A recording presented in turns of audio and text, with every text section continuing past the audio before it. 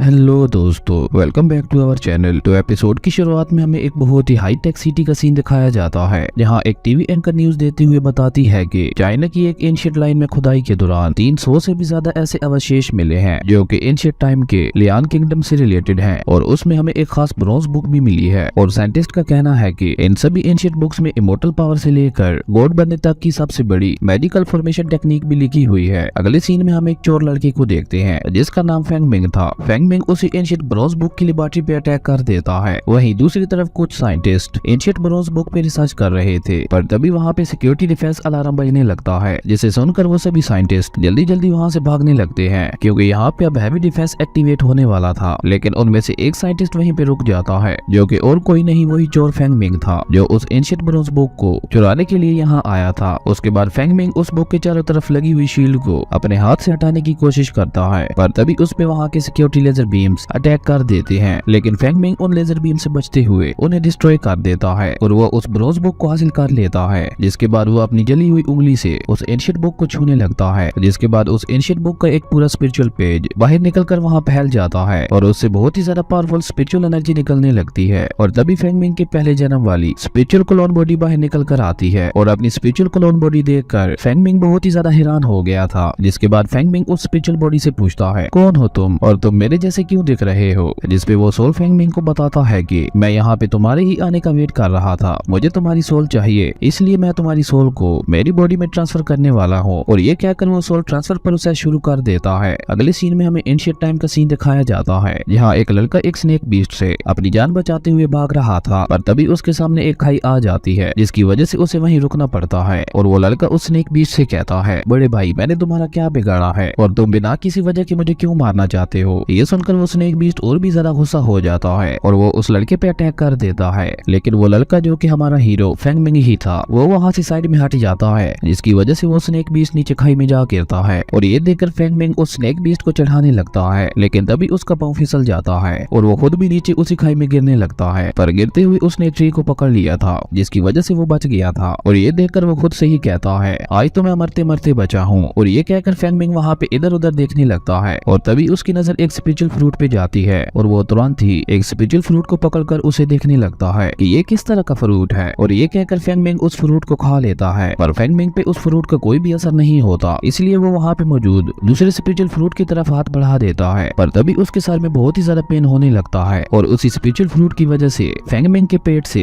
एक red energy निकलती है। और उसके बाद तो फेंग मिंग को और भी ज्यादा दर्द होने लगा था, जिसकी वजह से वो जोर जोर से चिल्लाने लगता है। और फेंग मिंग के चिल्लाने की वजह से उस स्नेक बीस्ट को फेंग मिंग का पता चल जाता है, और वो दोबारा फेंग मिंग पे अटैक करने के लिए आ गया था। पर फेंग मिंग ने किसी तरह से खुद को उसके अटैक से बचा लिया था, और वो उस स्नेक बीस्ट से छुपने की कोशिश करते हुए खुद से ही कहता है, शायद आज मेरा मरना तय है। पर तभी उसकी नजर एक रस्सी पे पड़ती है, जिसकी मदद से वो फिसलता हुआ नीचे आ गया था। अब यहाँ पे फेंग मिंग को अपनी बॉडी की स्ट्रेंथ और पावर के बारे में पता चलता है, जिसकी वजह से वो इस बार अपनी स्पिरिचुअल टेक्निक से उस बीस्ट की कमजोरी ढूंढ लेता है। और उसके बाद वो अपनी पावर का यूज करते हुए लगातार उस बीस्ट के गर्दन पे अटैक करके उसे घायल कर देता है। और फिर वो उस स्नेक बीस्ट को पूंछ को पकड़कर उसे इधर उधर पटकने लगता है, और आखिर में वो अपने पावरफुल स्पिरिचुअल पंच से उस स्नेक बीस्ट को मार देता है। अगले सीन में हम फेंग मिंग को एक अलग जगह पे देखते हैं, जहाँ वो एक जेड लॉकेट को देखते हुए खुद से ही कहता है, ये लॉकेट उस स्नेक बीस्ट के अंदर से निकला था, मुझे लगता है ये किसी अमीर आदमी का लॉकेट होगा, जिसे उस स्नेक बीस्ट ने मार के खा लिया होगा। और तभी फेंग मिंग को एहसास होता है कि पास में ही कोई गुजर रहा है, इसलिए वो उनसे छुपने की कोशिश करता है। अब यहाँ पर हम दो लड़कियों को देखते हैं, जहाँ वो दोनों बहनें वुल्फ बीस्ट पर बैठकर इस जंगल में स्नेक बीस्ट को पकड़ने के लिए आई हुई थी। और वो दोनों आपस में बातें करते हुए कहती हैं कि अगर हमने उस स्नेक बीस्ट के ब्लड को हासिल कर लिया तो हम उसके यिंग लोंग ब्लड से किसी भी जख्मी इंसान को हील कर सकते हैं, इसलिए हमें जल्द से जल्द उस स्नेक बीस्ट को पकड़ना होगा, ताकि हम अपने ग्रैंडपा को उसे तोहफे में दे पाएं। वहीं पत्थर के पीछे से फेंग मिंग भी उन दोनों की बातें सुन रहा था, और तभी वो छोटी लड़की उस स्नेक बीस्ट को ढूंढने के लिए अपने रोबोट को बाहर निकालती है, और वो उसे आसपास लाइफ को सेंस करने के लिए कहती है। जिसके बाद वो रोबोट आसपास किसी लाइफ को ढूंढने लगता है, और तभी उस रोबोट को फेंग मिंग की लाइफ एनर्जी दिख जाती है, और वो जैसे ही फेंग मिंग की तरफ जाने लगता है, तभी फेंग मिंग का जेड लॉकेट उस रोबोट की सारी एनर्जी को अब्सॉर्ब कर लेता है, जिसकी वजह से वो रोबोट वहीं नीचे गिर गया था। ये देखकर वो दोनों लड़कियां परेशान होकर उस रोबोट को चेक करने लगती हैं। वहीं दूसरी तरफ फेंग मिंग खुद से ही कहता है, शुक्र है मैं बच गया, वरना वो रोबोट मुझे यहाँ पे ढूंढ लेता, मुझे लगता है ये लॉकेट मेरे लिए बहुत ज्यादा लगी है। और तभी फेंग मिंग को अपने सर में दोबारा दर्द होने लगती है, और वो अपने सोल कॉन्शियस माइंड में अपनी पावर्स को देखता है, और उन पावर्स को देखकर हमें पता चलता है कि फेंग मिंग के पास अलग अलग किस्म की पावर्स हैं जिनकी मदद से वो पास्ट और फ्यूचर को भी देख सकता है और अपनी पावर्स की वजह से फेंगमिंग को पता चल जाता है कि वो रोबोट डिस्ट्रॉय होने वाला है। ये पता चलते ही फेंगमिंग जाकर उस बड़ी लड़की को उस ब्लास्ट से बचा लेता है, जिसके बाद वो दोनों एक झरने के नीचे आ जाते हैं और हमें उनके दरमियान एक रोमांटिक सीन दिखाया जाता है। पर तभी फेंगमिंग वहीं बेहोश होकर नीचे गिर गया था। अब ये देखकर उस छोटी लड़की को लगता है कि फेंगमिंग ने ही उस रोबोट को डिस्ट्रॉय किया है, इसलिए वो अपनी स्वॉर्ड निकालकर फेंगमिंग को मारने के लिए जाती है। पर तभी उसकी बड़ी बहन उसे रोक देती है। अगले सीन में जब फेंगमिंग अपनी आंख खोलता है तो वो अपने आप को अपने रूम में पाता है, इसलिए उसे ऐसा लगता है कि अभी अभी उसके साथ जो कुछ भी हुआ वो सब बस एक ख्वाब था। उसके बाद फेंगमिंग अपने फादर को ढूंढने लगता है, लेकिन तभी उसे वहाँ पर एक बंदा दिखाई देता है जो कि उसके फादर को अपने बंदों से मरवा रहा था। ये देखकर फेंगमिंग को बहुत ही ज्यादा गुस्सा आता है और वो उसके आदमी को मारकर दूर फेंक देता है और ये देखकर वो मोटा आदमी भी बहुत ज्यादा हैरान हो गया था। उसके बाद वो अपनी पावर्स को रिलीज करते हुए फेंगमिंग से कहता है, तुम्हें क्या लगता है हम तुम्हारी इस थोड़ी सी पावर को देखकर डर जाएंगे? हम यहाँ की रॉयल फैमिली से हैं जो कि बहुत ही ज्यादा स्ट्रॉन्ग है। और ये कहकर वो मोटा आदमी अपने स्पिरिचुअल पंच से फेंगमिंग पे अटैक कर देता है। वहीं फेंगमिंग भी सिर्फ अपने नॉर्मल पंच से उस पे अटैक कर देता है, जिसके इम्पैक्ट की वजह से वो दोनों पीछे खिसक गए थे। और ये देखकर वो मोटा आदमी एक चाकू लेकर फेंगमिंग को मारने के लिए आता है। वही फेंगमिंग भी अपने पास में पड़ा हुआ एक पत्थर उठाकर उसे मार देता है, जिसकी वजह से वो दूर जा गिरता है। उसके बाद एक बार फिर से फेंगमिंग उसे मारने के लिए वो पत्थर उठा लेता है। अब ये देखकर उस मोटे आदमी की पेट गीली हो जाती है, जिसके बाद फेंगमिंग के फादर उसे ऐसा करने से रोक देते हैं और वो फेंगमिंग को बताते हैं कि ये यंग मास्टर ज़ेंग के आदमी हैं और मैं ज़ेंग फैमिली के साथ दुश्मनी मोल नहीं लेना चाहता, इसलिए मैं ज़ेंग फैमिली को स्नेक बीस्ट का मीट और मेडिसिन फ्री में देने के लिए तैयार हूँ। और ये कहकर फेंगमिंग के फादर एक बैग आगे कर देते हैं, जिसे वो आदमी पकड़कर वहाँ से फौरन ही भाग गए थे। वहीं फेंगमिंग के फादर की हालत बहुत ही ज्यादा खराब हो गई थी और ये देखकर फेंगमिंग अपने फादर को बेड पे जाकर लिटा देता है, जहाँ फेंगमिंग के फादर उसे कहते हैं कि ज़ेंग फैमिली के लोग बहुत ही ज्यादा पावरफुल हैं, इसलिए मैंने अपनी मेडिसिन उनको फ्री में दे दी क्योंकि मैं तुम्हें किसी भी मुश्किल में नहीं डालना चाहता था। अपने फादर की ये बात सुनकर फेंगमिंग कहता है, नहीं फादर, मैं उनसे आपकी इस बेइज्जती का बदला जरूर लेकर रहूंगा। जिस पे फेंगमिंग के फादर उसे समझाते हुए कहते हैं कि तुम अकेले हो और मास्टर ज़ेंग इस सिटी का किंग है, इसलिए हम उससे पंगा नहीं ले सकते। और ये कहकर फेंगमिंग के फादर उसे अपने पास बैठाते हुए उससे कहते हैं, आजकल तो ये भी रूमर चल रहा है कि ज़ेंग फैमिली का यंग मास्टर फायरी सेक्ट में प्रैक्टिस कर रहा है, इसलिए अब ज़ेंग फैमिली का स्टेटस पहले से और भी ज्यादा बढ़ गया है। और उसके बाद फेंगमिंग के फादर उससे पूछते हैं, फेंगमिंग तुम्हारे साथ माउंटेन पर क्या हुआ था? तुम्हें दो बहुत ही प्यारी लड़कियां खुद यहाँ छोड़ने के लिए आई थी, तुम जानते हो उन दोनों लड़कियों को देखने के लिए पूरा गाँव इकट्ठा हो गया था। अपने फादर की ये बात सुनकर फेंगमिंग समझ गया था कि वो कोई सपना नहीं था। और उसके बाद फेंगमिंग के फादर उसे अपनी पॉकेट से एक ड्रायर निकाल कर देते हैं और उस ड्रायर को देखते हुए फेंगमिंग अपने फादर से पूछता है कि ये क्या है, जिस पे फेंगमिंग के फादर उसे बताते हैं कि ये तुम्हारे लिए एक आइडेंटिटी कार्ड है। मैं चाहता हूँ कि तुम भी लियो जियान सेक्ट के टेस्ट में पार्टिसिपेट करो और वहाँ पे मार्शल आर्ट्स और कुंग-फू सीखो, जिससे हमें थोड़ा सा बैकग्राउंड सपोर्ट मिलता रहेगा। अपने फादर की ये बात सुनकर फेंगमिंग फौरन ही वो टेस्ट देने के लिए चला जाता है। अगले सीन में हम फेंगमिंग को घोड़ा गाड़ी में कुछ लोगों के साथ देखते हैं, जहाँ वो लियो जियान सेक्ट में टेस्ट देने के लिए जा रहा था। तभी फेंगमिंग अपने हाथ में पहने हुए एक पुराने ब्रेसलेट को देखने लगता है। ये देखकर एक लड़का फेंगमिंग का मजाक उड़ाते हुए उससे कहता है, तुम कितनी ज्यादा गरीब हो जो तुमने ये टूटा हुआ ब्रेसलेट पहना हुआ है। उस लड़के की ये बात सुनकर फेंगमिंग को बहुत ही ज्यादा गुस्सा आता है और वो उसे एक रोटी फेंक कर मारते हुए उसे अपनी पावर दिखाने लगता है। और फेंगमिंग की पावर को देखकर वो लड़का बहुत ही ज्यादा डर गया था, जिसके बाद वो कुछ भी नहीं बोलता।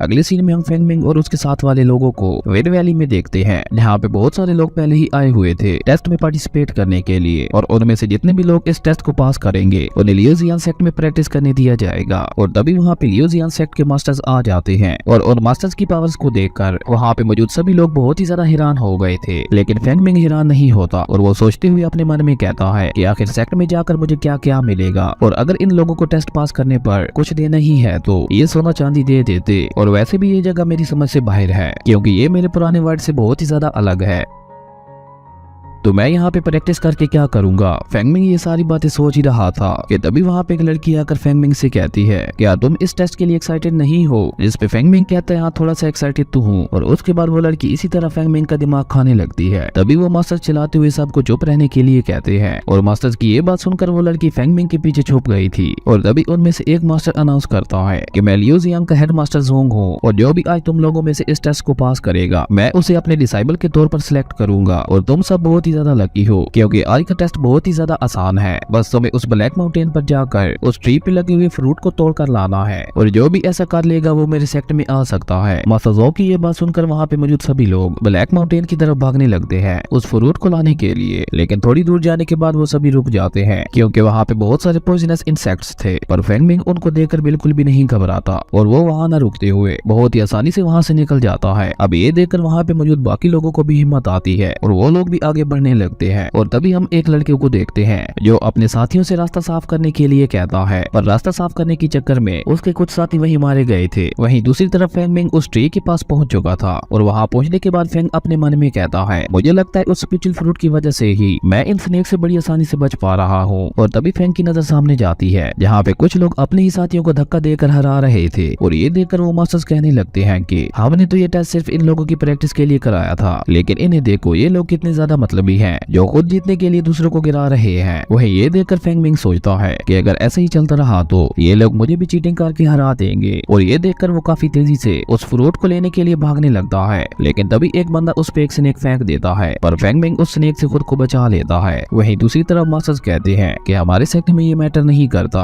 कि कौन रॉयल फैमिली से आया है और कौन गरीब फैमिली से। अगर उस बंदे के अंदर काबिलियत है कि वो आगे चलकर पावरफुल बन सकता है, तो हमारा सेक्ट उसे पावरफुल बनने के लिए सपोर्ट और सारे रिसोर्सेज प्रोवाइड करेगा। वहीं दूसरी तरफ जब फेंग मिंग उस स्नेक को अपने ऊपर से हटा रहा था, तभी वही लड़का जिसे फेंग मिंग ने रोटी फेंक कर मारी थी, वो फेंग मिंग से कहता है, क्या हो गया बच्चे, उस टाइम तो तुम बहुत बड़ी बड़ी बातें कर रहे थे। उस लड़के की ये बात सुनकर फेंग मिंग कहता है, मुझे इन जैसे लोगों से 50 कदम दूर ही रहना चाहिए, वरना ये लोग दोबारा मुझे गिराने की कोशिश करेंगे। और तभी वो लड़का जो कि हन फैमिली से था, वो फेंग मिंग से काफी आगे निकल गया था। अब ये देखकर वो सभी मास्टर्स हन फैमिली के मास्टर को कांग्रेट्स करते हैं, और तभी एक मास्टर हन फैमिली के मास्टर से कहता है, अब तो तुम्हारा दूसरा बेटा भी इमोर्टल रियला में पहुंच जाएगा। जिसपे एक दूसरा मास्टर कहता है, मुझे भी ऐसा ही लगता है, मुझे लगता है आपका बेटा बड़ा होकर आपकी तरह ही बनेगा। वहीं दूसरी तरफ फेंग मिंग अपनी स्पीड को बढ़ाते हुए उन लोगों से काफी ज्यादा आगे निकल आया था, और ये देखकर वो छोटी लड़की भी अपनी स्पीड बढ़ाकर काफी तेजी से आगे बढ़ने लगती है। और तभी वो सभी लोग जो आगे थे वो सभी जाकर एक एक फ्रूट को तोड़ लेते हैं, और उन लोगों में फेंग मिंग भी शामिल था। उन फ्रूट्स को पकड़कर वो सभी लोग बहुत ही ज्यादा खुश हो गए थे। और तभी वो सभी मास्टर्स नीचे आते हुए उन लोगों से कहते हैं, तुम में से सिर्फ 10 लोग ही मेरे साथ आ पाएंगे, और जो लोग लेट हैं वो यहीं रुकेंगे। और ये कहकर वो मास्टर वहाँ पे एक स्मोक छोड़ देते हैं, और जीते हुए सभी लोगों को लेकर वहाँ से चले गए थे। अगले सीन में हम सभी लोगों को लियोजियन सेक्ट में देखते हैं, जहाँ मास्टर उन सब लोगों को बताते हैं कि हम तुम्हें अपना डिसेबल चूज करें, उससे पहले तुम लोगों को अपनी स्पिरिचुअल पावर्स को चेक करना होगा। मास्टर की ये बात सुनकर एक व्हाइट ड्रेस वाला लड़का आगे आता है अपनी स्पिरिचुअल पावर को चेक करने के लिए। ये देखकर मास्टर अपने तलिस्मैन से एक फॉर्मेशन बना देते हैं, और वो लड़का आकर उसमें खड़ा हो जाता है। और उस लड़के की पावर्स को देखकर वो मास्टर कहता है, तुम्हारी स्किल्स इतनी भी बुरी नहीं है। उसके बाद अगला नंबर उसी छोटी लड़की का आता है, और उस छोटी लड़की की पावर्स को देखकर वहाँ पे मौजूद सभी लोग बहुत ही ज्यादा शौक हो गए थे, क्योंकि उस छोटी लड़की की पावर्स बहुत ही ज्यादा थी। और ये देखकर फेंग मिंग अपने मन में कहता है कि आखिर ये किस तरह की पावर्स हैं। और तभी वो मास्टर भी कहता है, इस लड़के की एज को देखते हुए इसकी पावर्स बहुत ज्यादा है। उसके बाद जब फेंग मिंग उस फॉर्मेशन के अंदर आता है, तो एक मास्टर उससे कहता है कि तुम्हें टेस्ट देने की कोई भी जरूरत नहीं है, मैंने ब्लैक माउंटेन पर तुम्हारी स्किल्स को देख लिया था, इसलिए मैं डायरेक्ट ही तुम्हें अपना पर्सनल डिसेबल एक्सेप्ट करूंगा। उस मास्टर की ये बात सुनकर एक दूसरा मास्टर कहता है, कम से कम इस लड़की को अपनी पावर्स तो देखने दो, बाकी बातें बाद में होती रहेंगी। उसके बाद फेंग मिंग जाकर उस फॉर्मेशन के अंदर खड़ा हो गया था, और जब मास्टर उसकी पावर को चेक करते हैं तो फेंग मिंग के अंदर कुछ हेवनली रूट्स थी जो उसे उस स्पिरिचुअल फ्रूट की वजह से मिली थी। अब ये अननोन चीज देखकर मास्टर्स को कुछ भी समझ नहीं आ रहा था कि आखिर ये किस तरह की रूट्स हैं। इसलिए मास्टर्स ये बात जानने के लिए वहाँ पे सुजरेन को बुलाते हैं, जिसको आता हुआ देखकर सारे डिसाइबल्स उन्हें रिस्पेक्ट देने लगते हैं। उसके बाद मास्टर सुजरेन को सारी बात बताते हैं कि इस लड़के के अंदर बहुत ही अजीब और मिस्टीरियस स्पिरिचुअल रूट्स हैं, जिनके बारे में हमें कुछ भी नहीं पता। तो क्या आप इन स्ट्रेंज रूट्स के बारे में कुछ जानते हैं? उन स्ट्रेंज रूट्स के बारे में सुनकर सुजरेन भी थोड़ा शौक हो गया था। उसके बाद फेंग मिंग सुजरेन को अपना नाम बताता है और उन्हें रिस्पेक्ट देता है, जिसपे सुजरेन फेंग मिंग का हाथ पकड़कर उसकी नर्व्स को चेक करने लगता है। और उसके बाद सुजरेन बाकी मास्टर्स को बताता है कि मुझे भी सही से नहीं पता कि ये किस तरह की रूट्स हैं, पर शायद आप सबने थ्योरी ऑफ रूट्स के बारे में सुना होगा, ये एक तरह की विजुअल स्पिरिट है। अब सुजरेन की ये बात सुनकर वो सभी मास्टर्स बहुत ही ज्यादा हैरान हो गए थे, पर उनमें से कुछ मास्टर्स को विजुअल स्पिरिट के बारे में समझ नहीं आई थी। लेकिन तभी उनमें से एक मास्टर कहता है कि मुझे लगता है इस लड़के के अंदर काफी अच्छा टैलेंट है, पर मुझे ये नहीं लगा था कि ऐसे रूट्स अभी भी एग्जिस्ट करते होंगे। अगर इस लड़के ने इन रूट्स के साथ प्रैक्टिस की तो ये 5 एलिमेंट्स तक को भी काफी आसानी से कंट्रोल कर सकता है। इसलिए हमें इस लड़के को ज्यादा से ज्यादा हार्ड ट्रेनिंग देनी होगी, और अगर इसने 5 एलिमेंट्स की पावर को कंट्रोल कर लिया तो 100 साल बाद इस सेक्ट में एक और सुपर सुपर नेचुरल हाउस बन जाएगा। वहीं बाकी सभी मास्टर्स भी इसके लिए एग्री हो गए थे। पर तभी सुजरैन उन सभी मास्टर्स को बताता है कि शायद तुम्हें एक बात नहीं पता कि जिसके पास भी ऐसी रियल स्पिरिचुअल रूट होती है उसकी प्रैक्टिस नॉर्मल कल्टीवेटर से 100 गुना ज्यादा मुश्किल और पेनफुल होती है। इसलिए मुझे नहीं लगता कि ये लड़का इतनी ज्यादा हार्ड ट्रेनिंग और पेन को झेल पाएगा। सुजरैन की ये बात सुनकर दूसरे डिसाइबल्स फेंगमिंग का मजाक उड़ाने लगते हैं और उसके बाद सुजरैन फेंगमिंग से कहता है, फेंगमिंग अब सब तुम्हारे ऊपर है कि तुम आगे क्या करना चाहते हो। अगर तुम चाहो तो यहाँ से जा भी सकते हो, पर अगर तुम यहाँ पे रुकते हो तो तुम्हें बाकी लोगों से बहुत ज्यादा मेहनत करनी होगी। सुजरैन की ये बात सुनकर फेंगमिंग जोश के साथ सुजरैन से कहता है, अगर मैं यहाँ तक आ गया हूँ तो अब मैं पीछे नहीं हटूंगा और मैं चाहता हूँ मैं यही रुक कर अपनी आगे की ट्रेनिंग करूँ। फेंगमिंग की ये बात सुनकर सुजरैन कहता है, मुझे तुम पे फख्र है कि तुम यहाँ से डर कर भागे नहीं, और अगर तुम अपनी ट्रेनिंग पूरी कर लोगे तो एक दिन तुम्हारी पावर फेनिक्स से भी ऊपर चली जाएगी, लेकिन इसके लिए तुम्हें अपनी इस वीक बॉडी को बहुत ही ज्यादा स्ट्रॉन्ग बनाना पड़ेगा। और ये कहकर सुजरैन उसी छोटी लड़की जो कि उसकी बेटी थी उसके साथ वहाँ से चले जाते हैं। उसके बाद एक मास्टर बाकी मास्टर से कहता है, तुम में से कौन फेंगमिंग को अपने सेक्ट में लेना चाहता है। पर उनमें से कोई भी मास्टर फेंगमिंग को अपने सेक्ट में लेने के लिए रेडी नहीं होता, और वो पहला मास्टर जिसने फेंगमिंग की तारीफ की थी अब वो भी उसे अपने सेक्ट में नहीं लेना चाहता था। और तभी वहाँ पे एक 5 नाम का मास्टर आता है जो उन सभी मास्टर से कहता है, अब जब तुम में से कोई भी इसे अपने सेक्ट में नहीं ले रहा तो मैं इसे अपने डिसाइबल के तौर पर एक्सेप्ट करता हूँ। ये सुनकर एक मास्टर 5 मास्टर से कहता है, आखिर तुम ऐसा कैसे कर सकते हो बिना सोचे समझे। तुम्हें पता है ना इस लड़के के ऊपर बहुत ज्यादा रिसोर्सेज खर्च होंगे इसकी ट्रेनिंग के लिए, और पता नहीं बाद में ये सक्सेस होगा भी या नहीं। उस मास्टर की ये बात सुनकर मास्टर 5 उससे कहता है, मुझे लगता है तुम्हें पैसों के सामने इस लड़के का टैलेंट नहीं दिख रहा। और ये कहकर मास्टर 5 फेंगमिंग को अपने पीछे आने के लिए कहता है। ये देखकर वो सभी मास्टर्स हंसते हुए फेंगमिंग से कहते हैं कि आज के बाद से ये तुम्हारा मास्टर है, इसलिए तुम इनके साथ जाओ। ये सुनकर 5 हाँ में अपना सर हिलाते हुए मास्टर 5 को ग्रीट करता है, जिसके बाद वो दोनों वहाँ से चले जाते हैं। अगले सीन में हम फेंगमिंग और एक और बंदे को देखते हैं जिसका नाम शैन था। वो फेंगमिंग से कहता है, आज जो भी तुम्हारे साथ सेक्ट में हुआ उसे तुम सीरियसली ना लेना, क्योंकि मास्टर्स को ऐसा लगता है कि शायद तुम्हें ट्रेनिंग देने में बहुत ज्यादा मेहनत और रिसोर्सेज लगेंगे। और ये कहकर वो फेंगमिंग से कहता है, अगर फ्यूचर में तुम्हें कभी भी किसी भी चीज की जरूरत हो तो मुझसे आकर उसके लिए पूछ सकते हो, मैं हमेशा तुम्हारी मदद करूंगा। शैन की ये बात सुनकर फेंग उससे बहुत ही ज्यादा इंप्रेस हो गया था और वो हाँ में अपना सर हिलाता है, जिसके बाद शैन फेंगमिंग को अपने स्पिरिचुअल ड्रैगन पे बिठाकर अपने सेक्ट की तरफ ले जाने लगता है। ये देखकर फेंगमिंग बहुत ही ज्यादा शौक हो गया था और उसी के साथ उसे बहुत ज्यादा मजा भी आ रहा था। उसके बाद वो दोनों अपने सेक्ट में पहुंच जाते हैं, जहाँ शैन फेंगमिंग से कहता है कि मुझे उम्मीद है तो बहुत ज्यादा हार्ड प्रैक्टिस करोगे और जल्द से जल्द इमोर्टैलिटी को हासिल करोगे। और ये कहकर शैन फेंगमिंग को प्रैक्टिस करने के लिए एक बुक दे देता है। अगले सीन में हम फेंगमिंग को उसके रूम के अंदर देखते हैं, जहाँ वो उस बुक को पढ़ते हुए कहता है कि मुझे 5 एलिमेंट्स की प्रैक्टिस दिन रात करनी होगी और 3 महीने की हार्ड प्रैक्टिस के बाद ही मैं 5 एलिमेंट्स की पावर का ऑरा हासिल कर पाऊंगा। और ये कहकर फेंगमिंग वहाँ पे 3 महीने तक लगातार बहुत ही ज्यादा हार्ड प्रैक्टिस करता है, जिसके बाद उसे अपनी स्टोरी रिंग भी मिल गई थी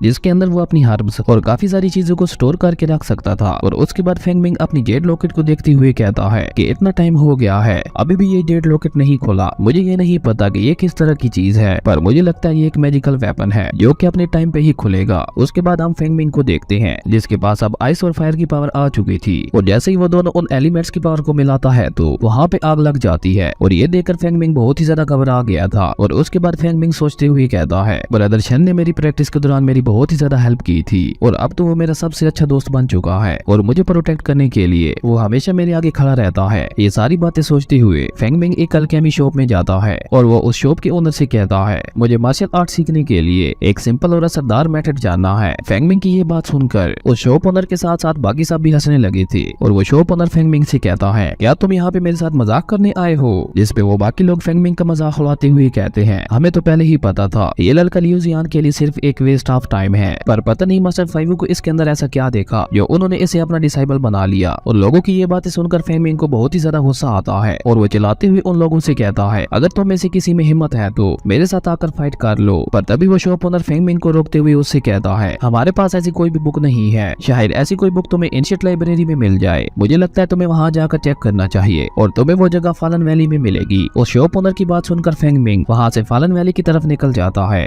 और काफी दूर तक आगे जाने के बाद फेंगमिंग खुद से ही कहता है मैं कब से यहाँ पे चलता जा रहा हूँ पर अभी तक वो एंशिएंट लाइब्रेरी मुझे कहीं भी नहीं दिखी। और तभी उसकी नजर एक तालाब पे जाती है जहाँ पे एक लड़की नहा रही थी और ये देखकर फेंगमिंग वही छुपकर उस लड़की को देखने लगता है। वो लड़की देखने में वाकई बहुत ज्यादा खूबसूरत थी। उसके बाद वो लड़की तालाब से बाहर निकलकर अपनी फिनिक्स पावर्स को शो करती है और उस लड़की की पावर्स को देखकर फेंगमिंग बहुत ही ज्यादा हैरान हो गया था। लेकिन तभी गलती से फेंगमिंग की आवाज निकल जाती है जिसके कारण उस लड़की ने फेंगमिंग को वहाँ देख लिया था। और जैसे ही फेंगमिंग को ये बात पता चलती है वो वहाँ से फौरन भागने की कोशिश करता है, लेकिन वो लड़की काफी तेजी से उसके सामने आकर उसके गले पे स्वॉर्ड रखते हुए उससे कहती है तुम्हारी हिम्मत कैसे हुई मुझे देखने की। जिस पे फेंगमिंग उस लड़की से माफी मांगते हुए उससे कहता है सिस्टर मैं तो यहाँ पे बस एंशिएंट लाइब्रेरी को ढूंढने आया था, मैंने आपको जानबूझ के नहीं देखा और मुझे यहाँ पे अल्केमी शॉप के लोगों ने आने के लिए कहा था, अगर आपको सजा देनी है तो उन लोगों को दीजिए। फेंगमिंग की बात सुनकर वो लड़की कुछ सोचते हुए फेंगमिंग को छोड़ देती है और वो उससे कहती है अगर तुम चाहो तो मैं तुम्हें एंशिएंट लाइब्रेरी का रास्ता बता सकती हूँ, पर फेंगमिंग इसके लिए मना कर देता है। और ये कहकर फेंगमिंग वहाँ से आगे चला जाता है। थोड़ा आगे जाने के बाद वहाँ पे और भी लड़कियां होती हैं जो कुछ कहे बगैर ही फेंगमिंग पे अटैक कर देती हैं और ये देखकर फेंगमिंग वहाँ से भागते हुए वापस उसी जगह पे पहुंच गया था। ये देखकर वो लड़की फेंगमिंग से दोबारा कहती है क्या सच में तुम्हें मेरी मदद नहीं चाहिए, पर इस बार फेंगमिंग भी उस लड़की की मदद लेने के लिए मान गया था। ये देखकर वो लड़की फेंगमिंग को बताती है कि तुम लाइब्रेरी में जाकर बियोन मीजोंग नाम की एक बुक को ढूंढना, उसके अंदर तुम्हें ये सारी चीजें मिलेंगी। उस लड़की की ये बात सुनकर फेंगमिंग वहाँ से वापस जाते हुए खुद से ही कहता है उन लोगों की हिम्मत कैसे हुई मुझे बेवकूफ बनाने की, अब मैं उन लोगों को नहीं छोड़ूंगा।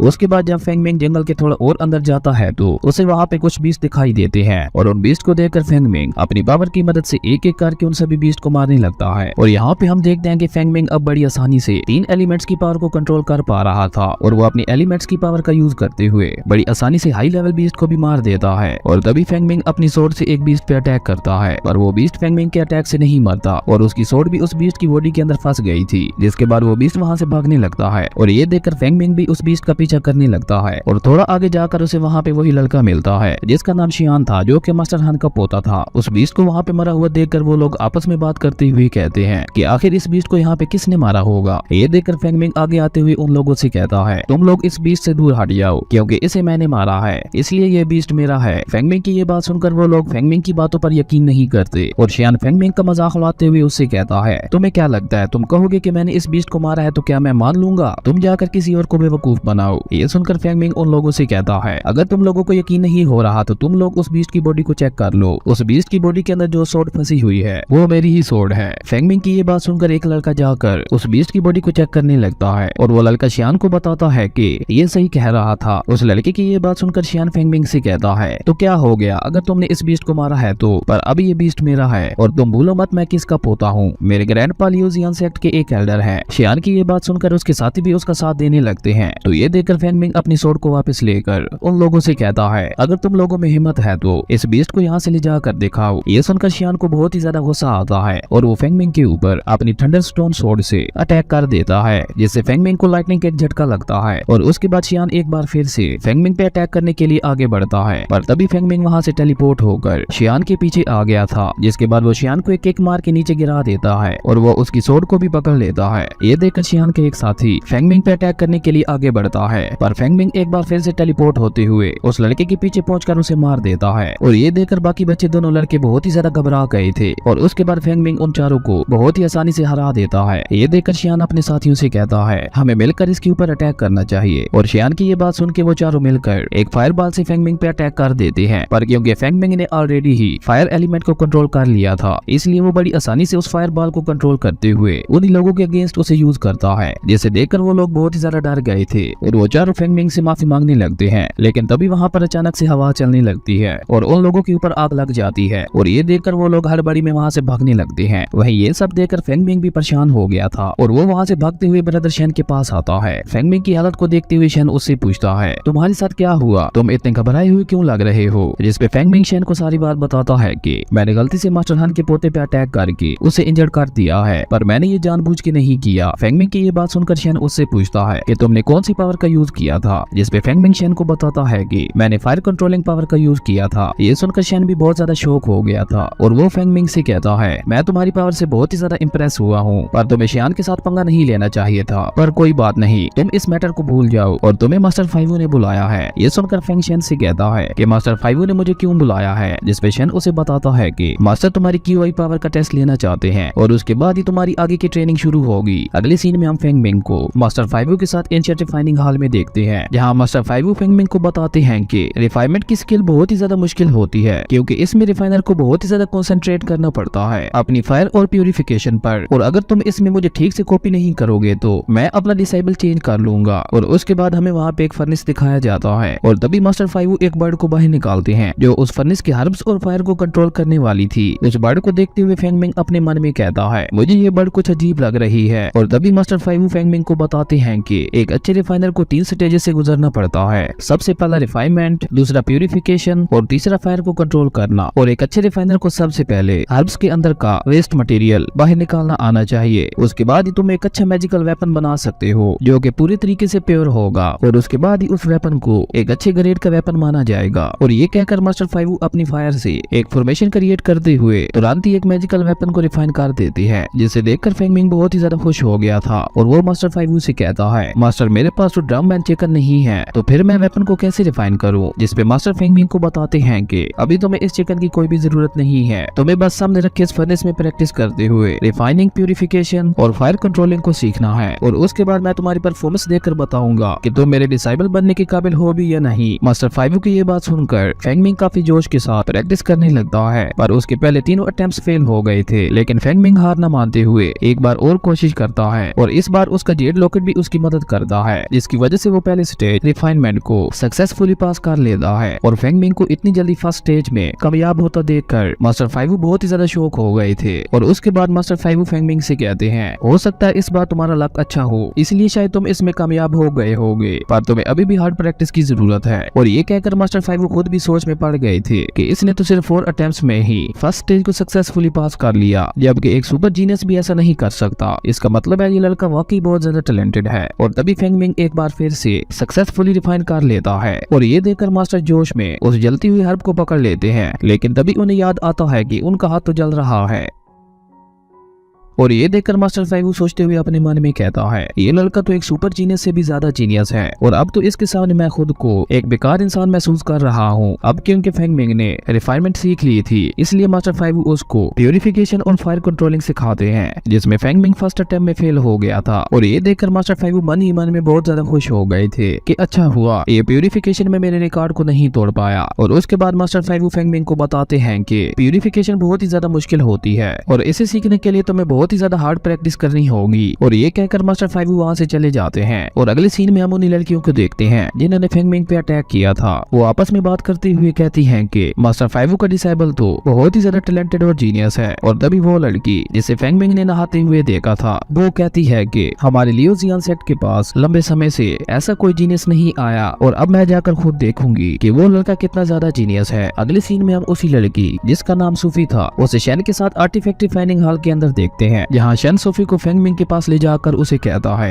यही है वो जीनियस जिसके बारे में तुम पूछ रही थी। और सोफी फेंग मिंग को देखकर हैरान हो गई थी, क्योंकि वो फेंग मिंग से पहले भी जंगल में मिल चुकी थी। और उसके बाद शेन वहाँ से चला जाता है, लेकिन तभी सोफी उस फर्नेस पे अटैक करके उसकी फायर को बुझा देती है। ये देखकर फेंग मिंग जंप करता हुआ पीछे हो गया था। वहीं फेंग मिंग भी सोफी को वहाँ देखकर हैरान हो गया था, लेकिन तभी वो फर्नेस ब्लास्ट हो जाता है। लेकिन फेंग मिंग ने टाइम रहते ही सोफी को बचा लिया था, और वो उससे पूछता है कि तुम यहाँ आर्टिफैक्ट हॉल में क्या कर रही हो, जिसपे सोफी उससे कहती है, मैं यहाँ पे तुमसे एक हाई ग्रेड का मैजिकल वेपन रिफाइन करवाने आई हूँ, जिससे मैं सेट क्वालिफिकेशन में यूज कर पाऊँ। सोफी की बात सुनकर फेंग सोच में पड़ गया था, क्योंकि उसे पता था कि हाई ग्रेड के वेपन्स को रिफाइन करना बहुत ही ज्यादा मुश्किल होता है। लेकिन वो सोफी से कहता है, मैं अपनी पूरी कोशिश करूंगा, पर मुझे एक हाई ग्रेड के मैजिकल वेपन को रिफाइन करने के लिए बहुत सारे मटेरियल्स की जरूरत होगी। जिसपे सोफी फेंग मिंग से कहती है, तुम मटेरियल्स की चिंता मत करो, मैं तुम्हें यहाँ पे सारे मटेरियल्स प्रोवाइड करूंगी, तुम बस मेरे लिए एक हाई ग्रेड का मैजिकल वेपन रिफाइन करो। और ये कहकर सोफी फेंग मिंग को बहुत सारे मटेरियल्स दे देती है, जिसके बाद फेंग मिंग अपने जेड लॉकेट की मदद से फाइनली एक हाई ग्रेड की सोर्ड रिफाइन कर लेता है। यहाँ पे हम देखते हैं कि फेंग मिंग ने अपनी फर्स्ट अटेम्प्ट में ही एक हाई ग्रेड के मैजिकल वेपन को रिफाइन कर लिया था, जो कि कहीं से भी एक छोटी बात नहीं थी। उसके बाद फेंग मिंग सोफी को वो सोर्ड देकर उसे वो सोर्ड ट्राई करने के लिए कहता है, जिसे यूज करने के बाद सोफी भी फेंग मिंग से बहुत ज्यादा इंप्रेस हो गई थी, क्योंकि फेंग मिंग ने एक बहुत ही अच्छा हाई ग्रेड का वेपन बनाया था। वहीं दूसरी तरफ हम दो बंदों को देखते हैं जो आपस आपस में बात करते हुए कहीं जा रहे थे और तभी उनमें से एक आदमी कहता है, मुझे ये बीस्ट जंगल में मिला था और ये बीस्ट अब सेकंड लेवल का हो गया है। और उसके बाद हम शेन को देखते हैं जो कहता है कि देखते हैं फेंग मिंग का रिफाइन किया हुआ वेपन कितना ज्यादा पावरफुल है। और ये कहकर वो अपनी पावर से उस बीस्ट को बहुत बड़ा और पावरफुल बना देता है। और ये देखकर वो दोनों बंदे डर के मारे वहाँ से भाग गए थे। और उसके बाद वो बीस्ट सोफी और फेंग मिंग की तरफ आने लगता है और ये देखकर सोफी अपने वेपन को रेडी कर लेती है फाइट करने के लिए। और इसी के साथ हमारा ये एपिसोड यहीं पे खत्म हो जाता है। दोस्तों आपको ये सीरीज कैसी लगी और क्या मैं इस सीरीज को कंटिन्यू करूं या नहीं, कमेंट करके जरूर बताना। अगर आपकी वीडियो अच्छी लगी तो लाइक कर दें और अगर चैनल पे नहीं आए हो तो सब्सक्राइब करते जाना। तो मिलते हैं एक न्यू वीडियो में, तब तक के लिए बाय।